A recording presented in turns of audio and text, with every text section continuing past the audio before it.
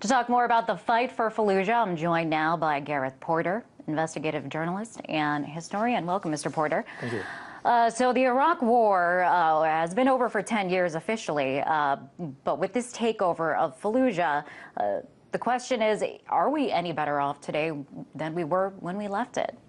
Well, we are not better off today than when we left it in terms of the situation in Iraq. Obviously, it's deteriorated in terms of security.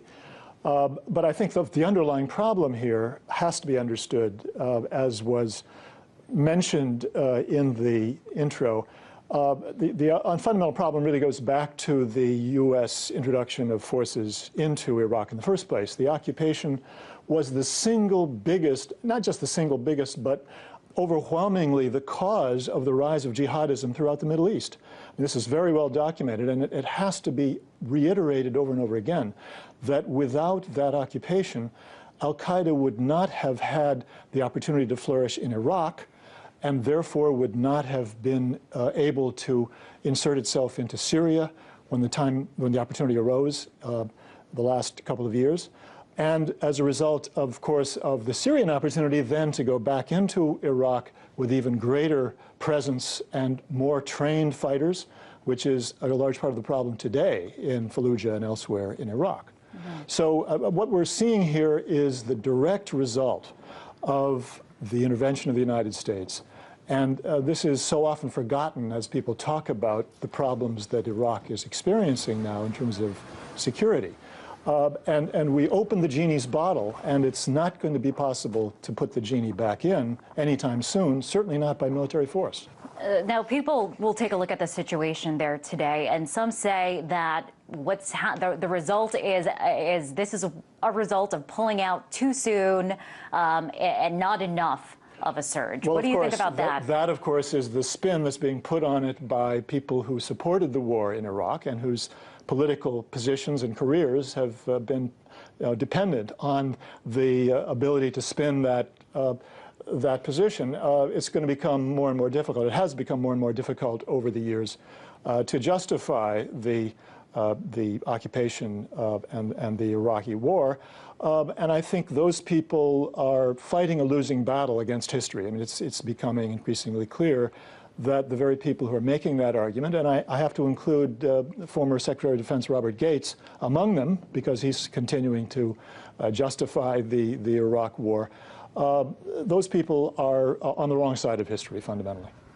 Now, we have people coming forward now. Actually, just yesterday, the Army Chief of Staff General Ray Odierno spoke nearby here at the National Press Club. I want to first take a listen to part of his speech. Can the U.S. keep Al-Qaeda's expansion there at bay without having troops on the ground? Well, we have to wait and see. We have trained security forces to do that. I think the first alternative is for the forces that are there that we have trained to execute that strategy.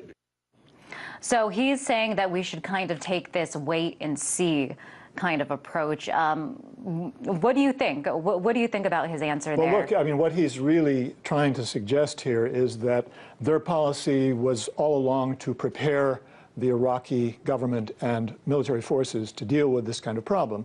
And that was indeed the rationale in the latter part of the Iraq war. But in fact, you know, what we have there is a situation where the Sunni-based resistance to the Iraqi government, a Shia-dominated government, has risen in recent years as a result of the policies of the al-Maliki government, and it has had more and more difficulty suppressing the resistance, the opposition of the Sunnis, and now you have Al-Qaeda rising up militarily. There is a difference between the two.